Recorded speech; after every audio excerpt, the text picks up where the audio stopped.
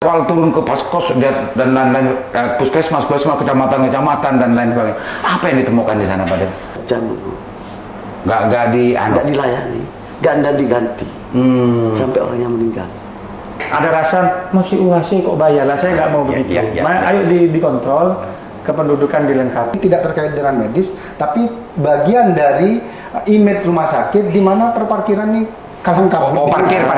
Kan kalau saya melihat pasien di sini tidak hanya rujukan di dalam kota, dalam daerah sini, dari luar daerah juga banyak ke sini. Kita justru, Pak, Sampang itu waktu UHC kita yang ikut sibuk gitu. Yang ikut sibuk.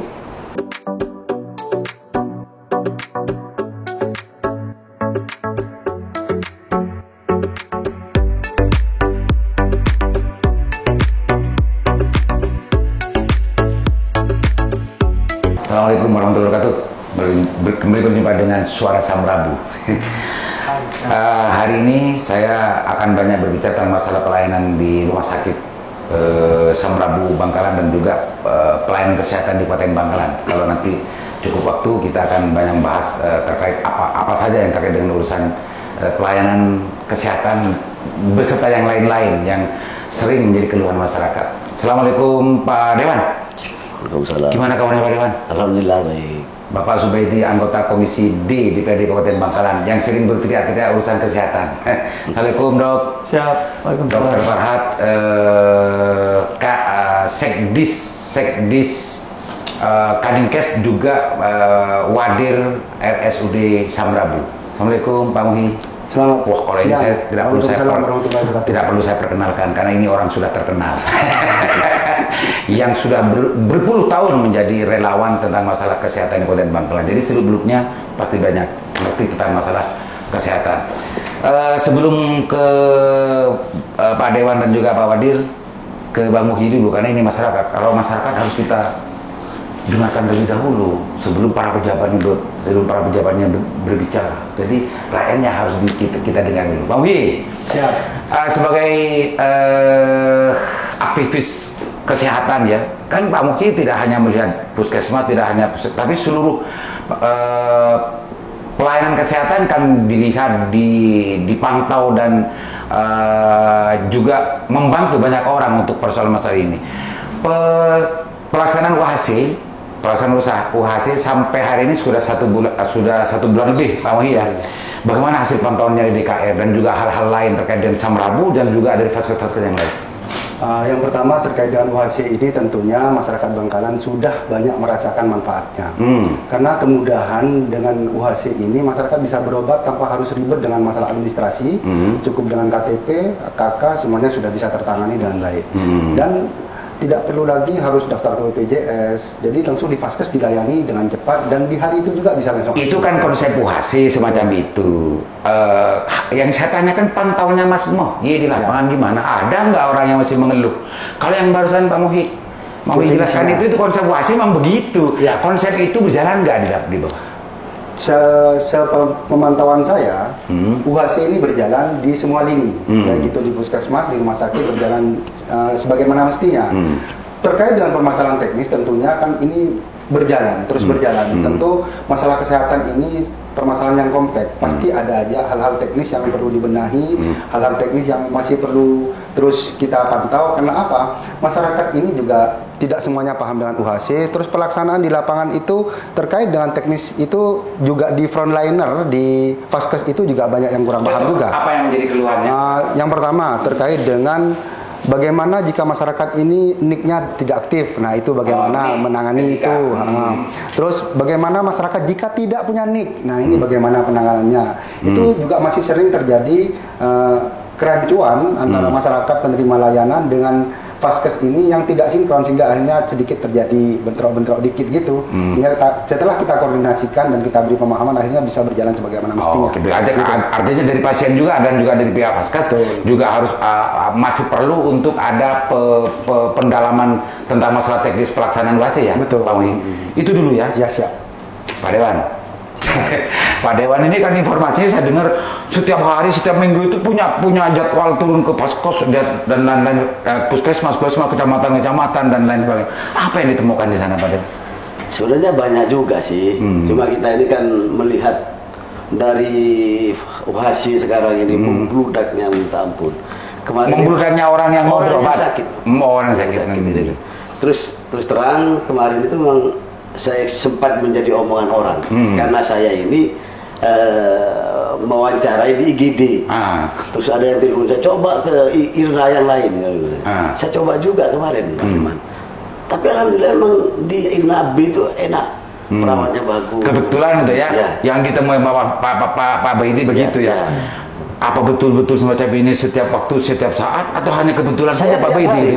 Oh gitu ya. Saya tiap hari dapat satu, dapat dua, pokoknya tiap hari pasti dapat orang yang sakit. Oh, maksudnya dapat membantu, dapat keluhan orang. Dari orang. Ditelepon konstituennya minta bantuan Pak. Minta bantuan. Pemirsa, kalau Dewan memang begitu kalau di Bangkalan, perannya banyak. Jadi ditelepon untuk buat SIM, untuk penduduk, untuk ngurusi orang sakit, itu juga bagian dari peran Dewan kalau betul-betul mau jadi Dewan. Kalau berarti ini betul-betul jadi Dewan ya. Itu ya kalau rumah sakit ya. Berarti itu. Tapi juga ada banyak Pak Liman. Gimana? Yang lain? Ya, kayak di ini Pak Dokter yang di IRNA A. IRNA A. IRNA A ini makanya nanti kita mau sharing lagi sama Pak Dokter ini. Di IRNA A ini Pak Dokter ada satu pasien perawatnya ini ketika dipanggil karena kurang infusnya habis, ini sampai 2 jam nggak dilayani, nggak diganti, sampai orangnya meninggal. Oh gitu. Makanya nanti saya coba sharing lagi Pak Dokter agar CCTV yang di IRNA A itu.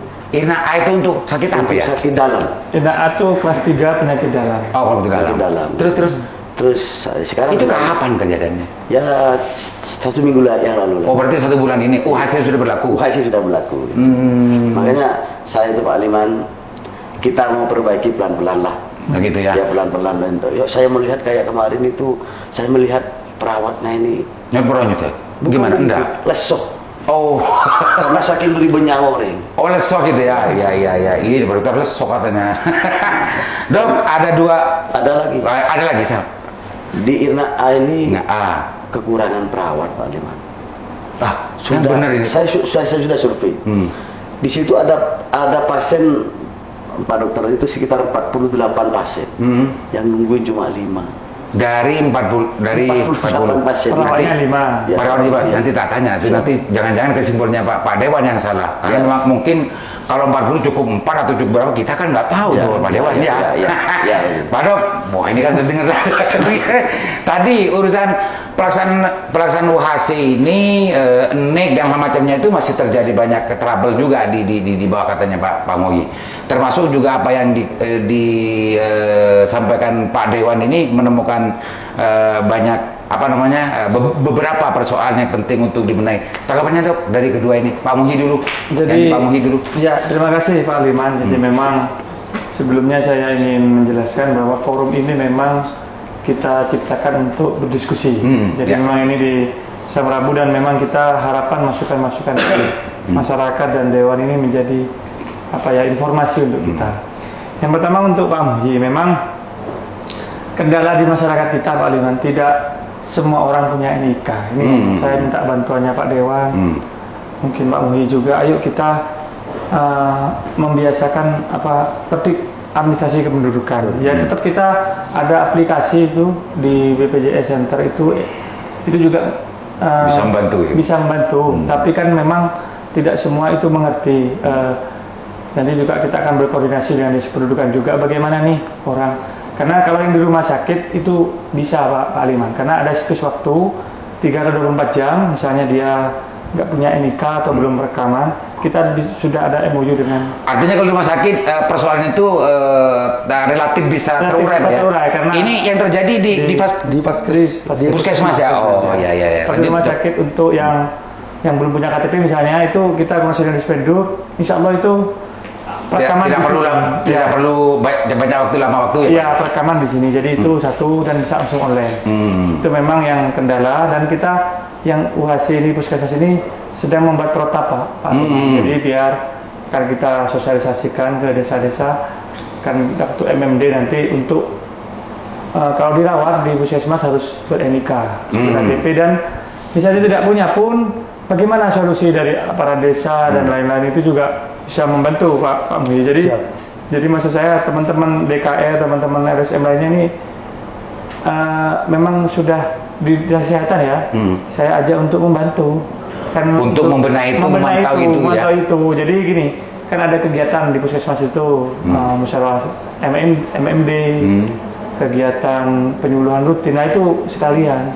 Dok, sebagai sekretaris Kadinkes ya, sekretaris Kadinkes, welcome kalau saya menangkap barusan Pak Dokter menjawab terhadap apa yang disampaikan Pak Muhyi, berarti welcome banget terhadap semua aktivis khususnya DKR gitu ya, karena DKR ada di berbagai kecamatan, welcome banget dengan masukan-masukan semacam itu. Welcome dong, harus dong, karena artinya kalau ada keluhan semacam tadi ya sumpama kalau ada pertama nicknya nggak ketemu, sudah ada tindakan minik dari ini kalau ini masih mau dipungut biaya atau tidak, itu nanti pihak Dinkes atau pihak-pihak yang berpunya otoritas bisa untuk memberikan fasilitasi, Dok. Karena gini Pak Liman, dengan adanya NIK, puskesmas itu bisa mengklaim ke BPJS untuk obat-obatannya dan lain-lainnya.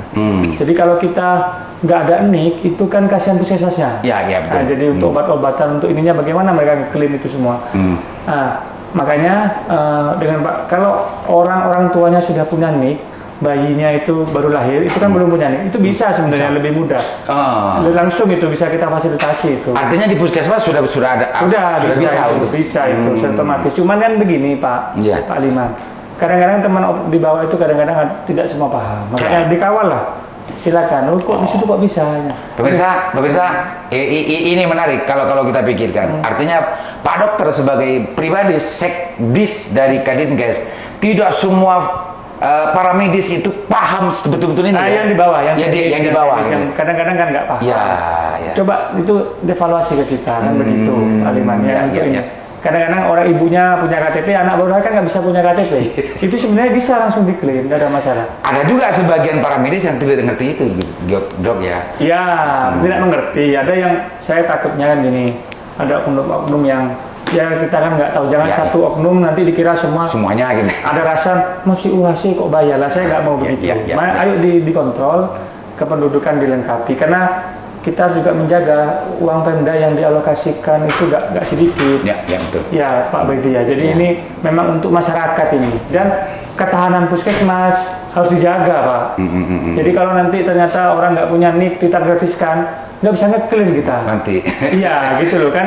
Bagaimana? Bisa bangkrut di bawah negara. Ya nanti saya bisa mari kalau memang ada prosedur yang bisa diurus, mohon maaf kayak di sini rumah sakit itu ada tanggungan, tanggungan. Nanti kalau fasilitas KTP sudah dikembalikan kok Bang. Biar orang mau orang ngurus gitu loh. Karena ada orang mengurus lah KTP, jangan sampai nggak ngurus saya semua. Sampai betul-betul punya NIK nanti baru. Baru kita bikin prosedur begitu Pak Liman. Nanti kan itu yang untuk NIK. Untuk AMUI. Untuk UHC ya. UHC. Nanti saya jawab dulu Pak Bedi. Pak Bedi, silakan Pak Bedi. Ini menarik ini. Memang benar sekali. Yang dekatan Mbak Baidi ini, karena saya sangat Irna A ya. Jadi dengan UHC ini kita menambah sekitar 30 bed. Oh, 30 bed. 30 bed untuk menampung. Nah, ini sedang kita seleksi untuk penambahan dan pergeseran teman-teman untuk di ruangan-ruangan yang memang memerlukan. Itu di UGD itu seperti waktu zaman Covid sampai ke dalam itu sampai karena di dalam di sini belum keluar. Ya. Jadi untuk Pak Baidi, saya untuk ada Pak Dewan ini. Kita kekurangan rumah sakit tipe D Pak Bedi. Tipe D yang mengcover kan cuma hanya satu, itu pun swasta. Yang negeri kita punya. Apa hubungannya dengan kita perlu rumah sakit tipe D Pak Dok? Jadi dari puskesmas itu biar tidak langsung ke sini. Jadi ada buffernya di daerah timur, di daerah sekitar Belega, di daerah Tanjung Bumi itu dulu Pak Bedi ini sudah merencanakan sebenarnya. Saking dianalogikan dengan maliatan kada. Langsung nerbe kan. Itu. Lanjut. Jadi mengaca itu sebenarnya jadi prioritas harus. Mengaca di tempat-tempat lain itu kan ini B kita. Puskesmas ini harusnya kan bisa ke D dulu, C atau B. Jadi biar nggak numpuk di sini. Kalau di sini langsung ya, dari sana langsung ke sini semua. Nah, jadi tapi yang punya pemerintah lah. Pemerintah, iya. Jadi biar tidak. Bahkan kalau saya melihat pasien di sini tidak hanya rujukan di dalam kota, dalam daerah sini, dari luar daerah juga banyak ke sini. Kita justru Pak, Sampang itu waktu UHC kita yang ikut sibuk gitu. Yang ikut sibuk.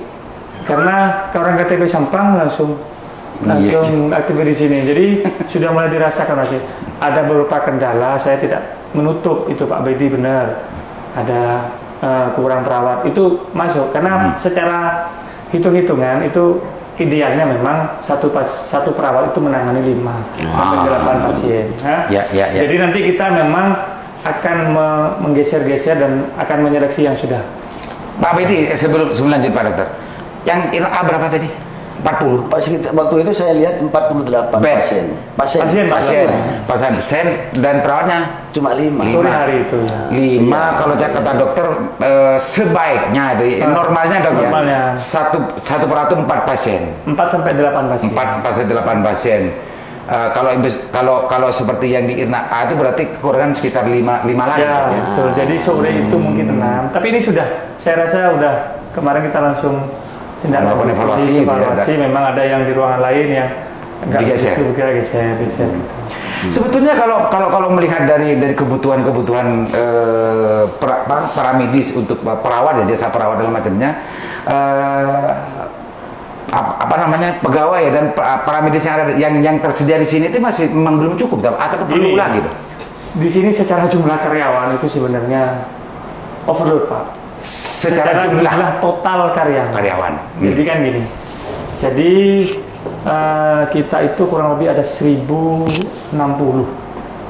Ya ini kan istilahnya memang untuk ukuran rumah sakit dengan kapasitas seperti ini tuh di Sidoarjo saja dengan penghasilan 1 tahun itu hampir 300 kalau sebulan 25M berarti ya 200 miliar ya. 200 miliar. Itu karyawannya 1.100 kurang lebih waktu itu saya di situ tanya itu 1.200-300. Nah, di sini penghasilan kita kan rata-rata sebulan itu 8M. Itu ya idealnya 800, 700. Nah, tetapi kita itu memang sesuai dengan mempekerjakan banyak orang ya. Jadi banyak orang yang sudah terlanjur bekerja di sini ya. Kan tidak bisa kita istilahnya membuang itu saja. Tenaga-tenaga tertentu berlebihan. Tapi tenaga yang memang khusus itu memang agak beberapa yang ada yang kurang. Oh, tenaga profesionalnya yang memang di situ begitu. Sekarang kan tidak sembarang perawat bisa masuk, Pak. Iya, kalau orang tukang sape perawat orang tidak bisa nyor kapi pasti. Contohnya. Jadi tapi ini sudah jauh Pak, sudah jauh tertata. Sekarang kita memang kita malah sudah open recruitment di media sosial. Kita butuh orang terapi bicara, ahli-ahli. Memang kita akan menambah karena BLUD ini kan filosofinya menambah layanan tiap layanan pada. Tapi secara tidak langsung persoalan barusan itu masih dianggap cukup nggak dok untuk mengcover mengcover yang sebagaimana ini Pak Bedi tadi itu artinya ketersediaan paramedis di sini masih bisa nggak untuk digeser-geser atau masih bisa tanpa harus merekrut baru yang baru. Tanpa harus merekrut baru karena kita kan dulu kan relawan COVID itu kita sudah panggil yang dulu jadi relawan dipanggil juga yang belum bisa keterima itu sudah kita panggil semua. Jadi insya Allah ya ini kan pantau aja. Kalau saya senang Pak Aliman dengan adanya orang-orang Pak seperti Pak Muji dan Pak Bedi ini. Kalau nggak ada yang bisa pantau nanti. Pantau Pak ini 2 hari sekali. Pak dokter sudah mau menggeser nih. Kalau nanti di IRNA A itu Pak Bedi masih melihat pasien sampai 40 dan masih 4 lagi berarti nggak ada perubahan. Ngomong lagi nanti ya Pak Bedi. Pak Mi. Ya pokoknya intinya ada waktu lah Pak. Ini kan istilahnya kan proses. Pak Mi, Apa yang dijelaskan Pak Dokter terkait dengan urusan apa yang ditemukan oleh relawan DKR itu kan kita harus sama-sama mengerti dan diakui loh, masih jarang pejabat mengakui begini bahwa karyawan dan anak buahnya itu kalau pejabat lainnya dianggap pinter-pinter semua, yang bisa semua. Ini mengakui bahwa ada juga karyawan yang masih belum ngerti, yang nggak paham. Nah itu sesuatu yang sangat luar biasa loh Pak Muhi. Nggak jarang loh pejabat bisa mengakui begitu itu. Kan open Pak, jadi artinya Pak Muhi, kan dari tadi yang sudah ada feedback dari Pak Dokter gitu ya, dari Sekdis, kalau itu Sekdis ya perannya, kalau yang tadi itu hadir. Tadi orangnya satu kan gitu kan. Toma. Ada lagi yang belum pas jawaban dari sini. Ini tadi sudah clear ya, jadi ada beberapa hal lagi yang perlu saya sampaikan. Ini terjadi bukan hanya di rumah sakit. Di rumah sakit ini kemarin saya, kalau Pak BG 2 hari sekali, saya sehari bisa 3 kali Pak. Yang ke sini. Iya. Bila ada start pegawai sekali. Bukan sehari 3 kali kalau saya ke sini. Iya. Paling berengin nomor. Nah, jadi ada beberapa hal yang mungkin secara teknis ini perlu atensi dan perlu dibenahi. Salah satunya proses administrasi untuk kepulangan itu lamanya luar biasa gitu Pak Dokter. Jadi kadang bisa sampai sehari itu. Sudah diputuskan pulang di pagi hari misalnya. Bisa sore baru pulang. Kemarin saya itu jam 11 sudah diputuskan pulang, baru pulang jam 4 gitu. Itu lama banget itu. Dan jangan hanya itu, biar jelas juga, nanti saya nanyanya juga biar jelas. Ini yang dilihat, yang dipantau, yang didamping oleh Mas Muhi, apa sebetulnya alasan kok sampai lama itu? Ya koordinasi antar fungsi. Jadi antara kasir dengan obat-obatan yang di ruangan gitu, itu yang harus dibawa belum diracik. Antar fungsi mungkin saya tidak paham ya, tapi kalau saya melihat apa yang disampaikan oleh para medis yang ada di sana itu, ini sepertinya ada koneksi antar fungsi ini yang kurang berjalan dengan cepat. Itu yang pertama. Terus yang kedua, antrian di poli itu luar biasa lama, benar. Apakah durasi tiap pasien ini berapa saya juga nggak paham, tapi artinya secara overall itu memang agak lama memang gitu. Antrian di poli ini. Nah, antrian untuk masuk apa untuk masuk? Jadi kalau pendaftaran cepat poli. Kalau pendaftaran hampir semuanya baik di puskesmas atau yang cepat. Tapi ketika proses untuk masuk poli ini memang lumayan lama. Gitu. Yang ketiga, yang ini sering jadi atensi ini Pak Dokter. Ini tidak terkait dengan medis, tapi bagian dari image rumah sakit di mana perparkiran nih kalang kabut. Parkir.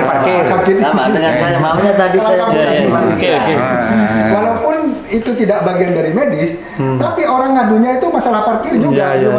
Ke Muhi juga gitu ya. Jadi ini kan menjadi image-nya rumah sakit juga. Ini 3 hal ya. Terus yang keempat terkait dengan apa terlebih gelu.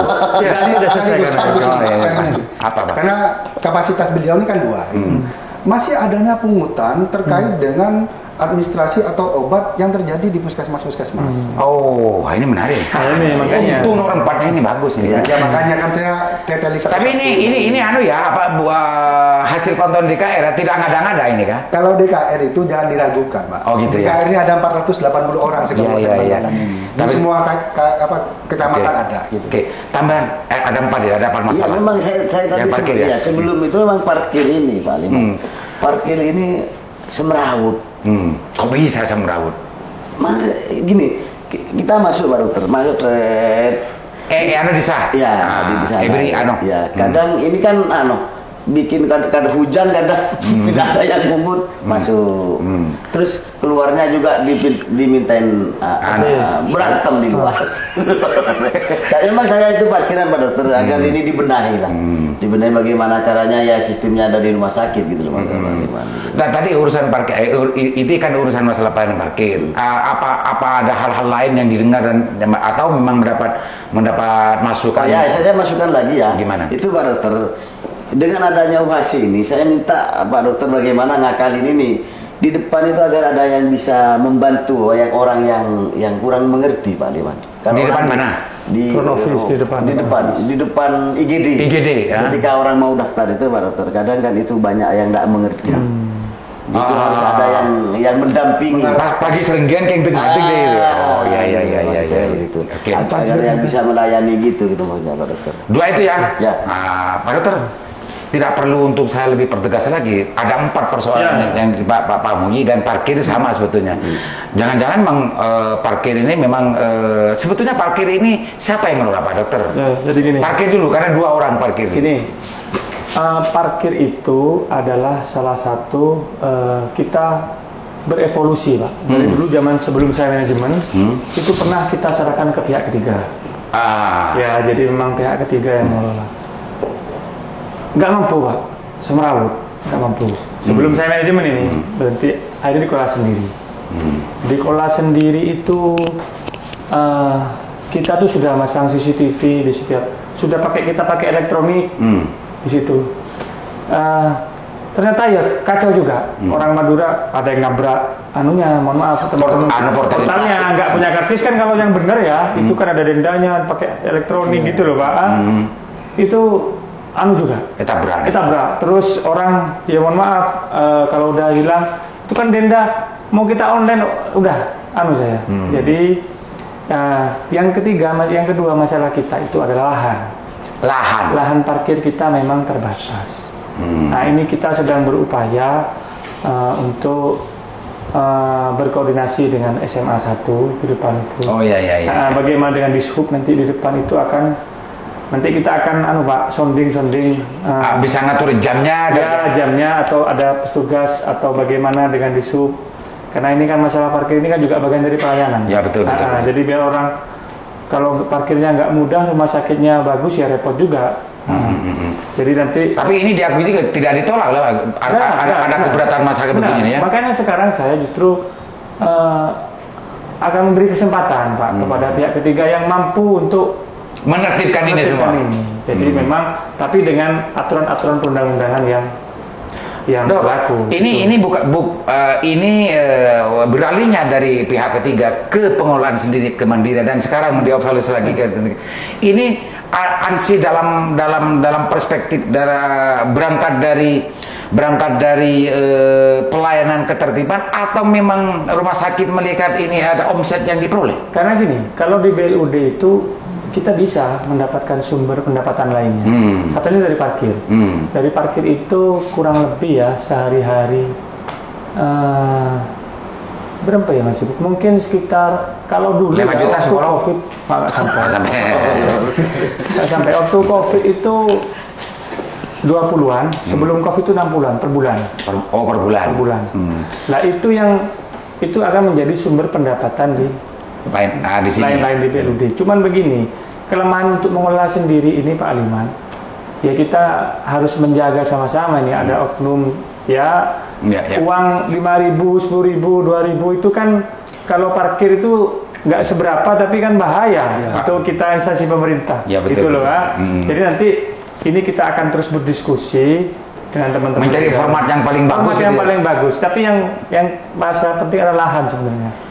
Dok, kalau tadi dokter sempat bilang bahwa di rumah sakit ini sebetulnya kalau secara skema gitu ada overload, ya mending ya ini dalam konteks ini, ya mending manfaatkan karyawan yang di sini, tapi yang betul-betul bisa menertibkan, Dok, atau minimal dilatihkan ke pihak ketiga yang mempunyai pengalaman yang bagus. Rencana saya memang begitu. Jadi memang nanti kalau ada pihak ketiga ya kita mengirim orang-orang ini yang kerja ini menjadi bekerja di sana. Bagaimana teknisnya, bagaimana ini yang capable. Jadi kan orang itu kita pasrahkan ke pihak ketiga, begitu loh Pak Aliman. Atau orang-orang yang ada di sini ini dilatih, diasah gitu ya, dan di training untuk mengerti tentang masa pengelola parkir yang profesional, Dok. Ya, dan masih tetap dalam manajemen RSUD kan bisa juga begitu. Bisa. Jadi semua bisa. Nanti makanya kita tetap lihat ini, karena ini kan kita Pak Aliman terus terang dengan rumah sakit pemerintah ya. Kita tidak bisa ini kan perlu perencanaan kita. Ini kan perlu diteliti. Tapi kita membuka opsi loh ini. Saya sudah membuka opsi. Jadi monggo ada yang istilahnya, karena kalau parkir ini nggak ditata ruwet nanti. Dan juga tidak nyaman. Dan yang pasti ini akan menjadi titik fokus dari manajemen rumah sakit Samarabu untuk menentukan ini apakah ini nanti ikut juga mengurai terhadap overloadnya pegawai karyawan di sini. Tapi yang pasti ini yang nomor satu adalah bagaimana ketertiban parkir ini bisa betul-betul terjamin dan bisa memberikan kenyamanan, Dok ya. Iya. Lanjut, Dok, masalah yang lain. Jadi tadi ulangi yang pertama apa tadi, Pak? Yang pertama itu terkait dengan administrasi ketika mau pulang. Oh ya, lama sekali. Jadi gini, untuk mau pulang itu Pak Liman, kita harus mengumpulkan semua data.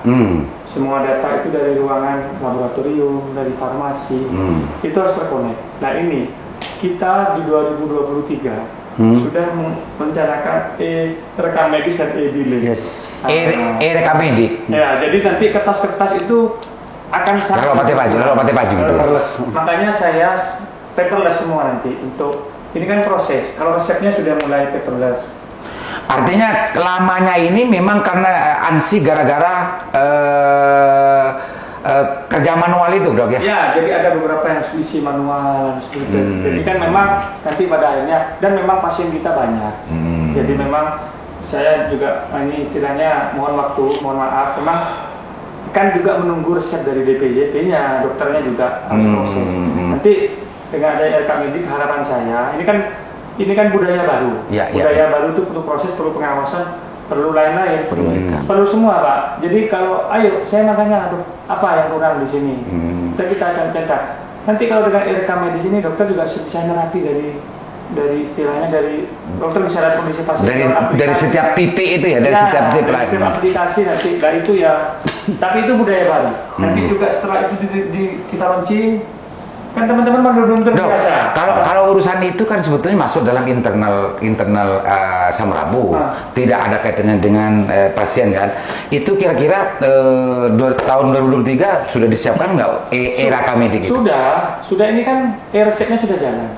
Resep itu sekarang di poli itu sudah pakai aneh. Dokter sudah jarang sekali yang pakai kertas. Nanti ini sudah masuk nih, sudah tinggal melanjutkan ke situ semua. Nah ini diharapkan nanti ya idealnya Pak Muyi kalau aturan itu 6 jam memang setelah ada dari dokter masih bulan 6 jam sampai itu baru memang kita makanya di titik mana nanti ayo ini kan makanya setiap nanti ada ini kan ada lagi tiap bulan nggak masalah.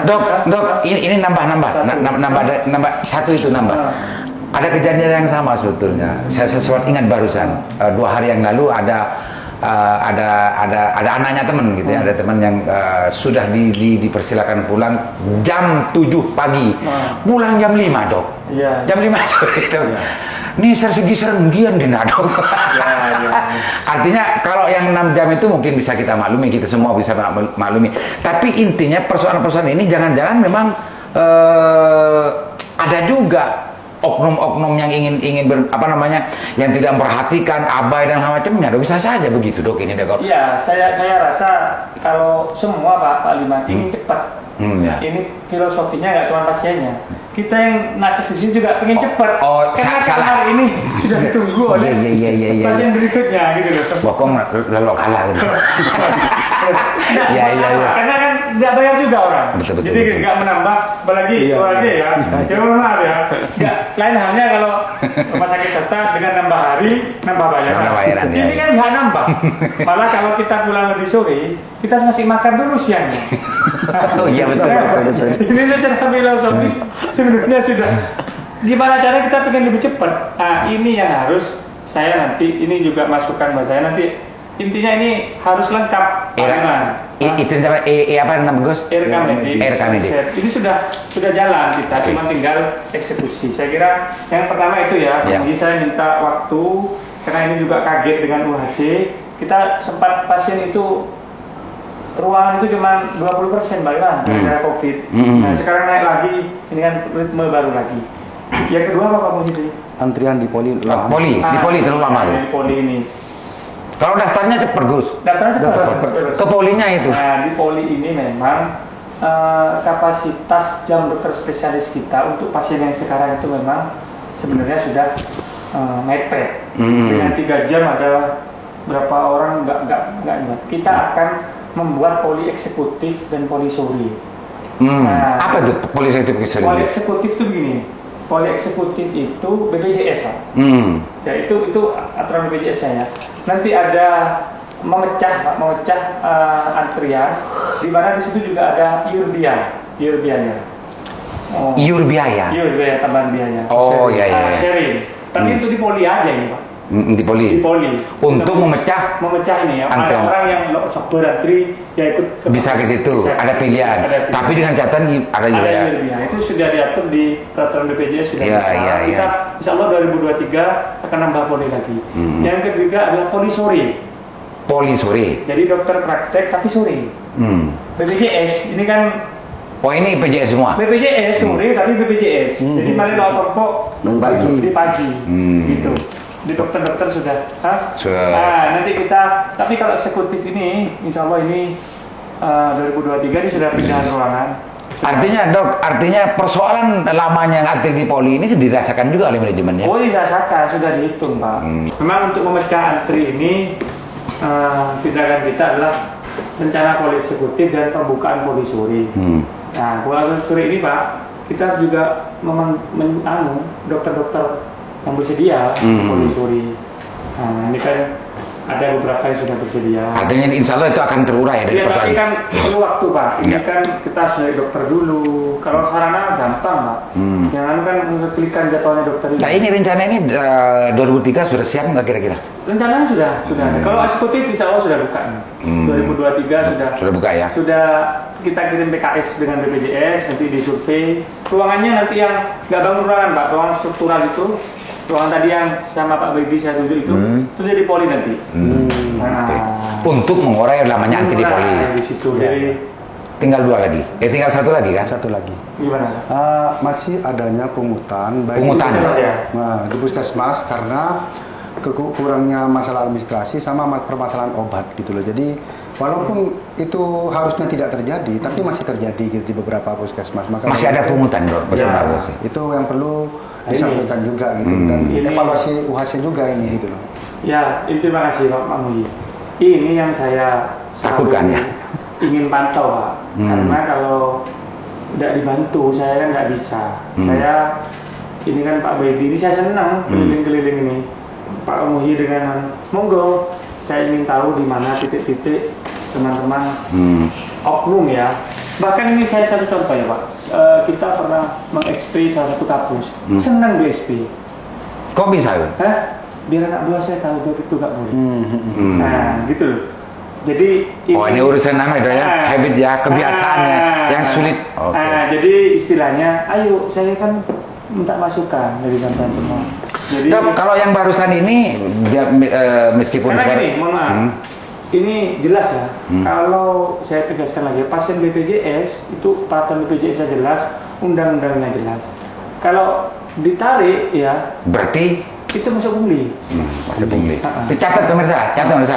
Ini yang bilang bukan saya, bukan Pak Mogi. Ini yang punya otoritas. Kalau WAC sudah jelas, gratis. Kalau masih ada yang memungut itu dari Vaskes puskesmas memungut, berarti itu pungli. Titik. Guys ya. Titik itu. Tapi pasien yang di cover BPJS ya? Ya. Bukan, mohon maaf, surat sehat. Surat sehat itu bukan ya. Teman-teman tahu. Pasien kena narkoba. Iya. Nah, karena kecanduan obat itu enggak masuk. Contohnya ada beberapa lagi. Jadi jangan kecelakaan bukan tunggal. Itu nggak bisa. Jadi teman ini saya juga mumpung acara ini Pak Baiti dan Pak Muji. Ayo kalau kecelakaan itu laporkan jasa harja. Ke jasa harja. Iya. Gitu. Seperti saya tuh dok ya. Karena kalau bisa di cover, ya harus ke jasa harja. Nah, kita kan. Saya nurut juga. Pak Baiti aja nurut. Begitu. Iya serius. Masyarakat ke juga ini.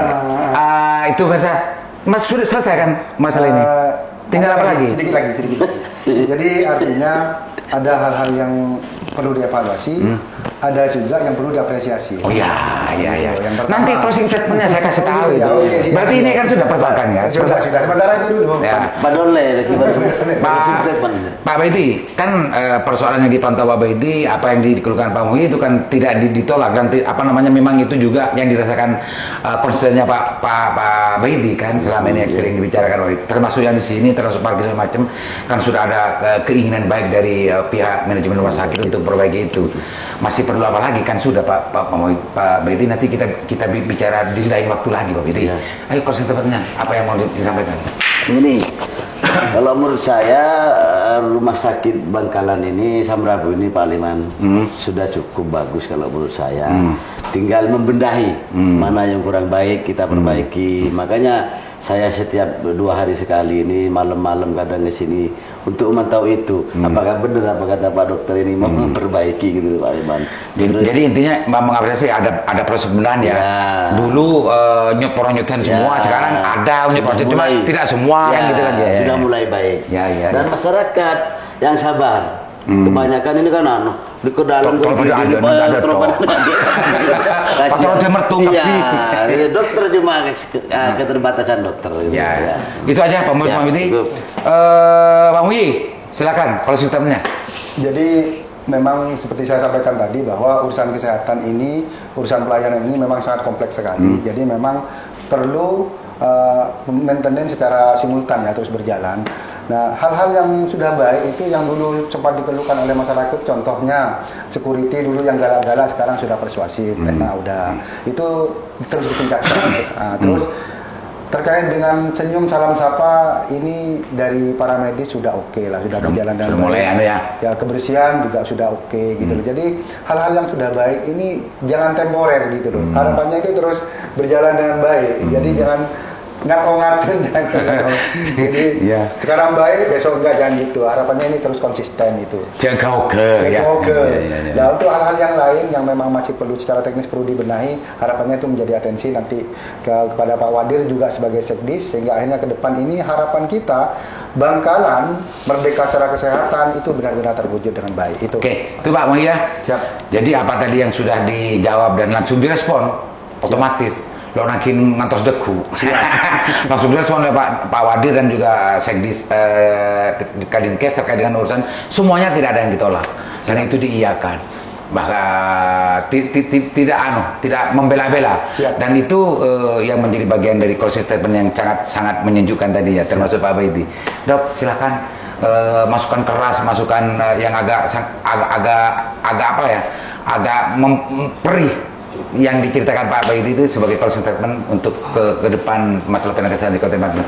Jadi ini Pak Baiti, Pak Muhyi, jadi saya sepakat sekali untuk kita selalu continue melakukan perbaikan. Makanya kita buka forum ini biar teman-teman juga, kalau manusia itu kan Pak Liman. Jadi kalau tidak diingatkan ya kadang-kadang ampuh terlena. Nah, di forum ini kita buat ini tidak hanya Pak Muhyi dan Pak Baiti. Nanti Komisi D yang teman-teman yang lain juga akan hadir di sini. Aktivis kesehatan yang lain juga hadir di sini. Mungkin di sini juga nanti bukan saya, mungkin Bu Direktur, mungkin nanti ada teman-teman dokter yang lain yang bisa. Inilah fungsi kita sebagai sarana pelayanan pemerintah. Gitu. Jadi saya sama Pak Baiti ini, diskusi, debat, berantem itu biasa. Tapi setelah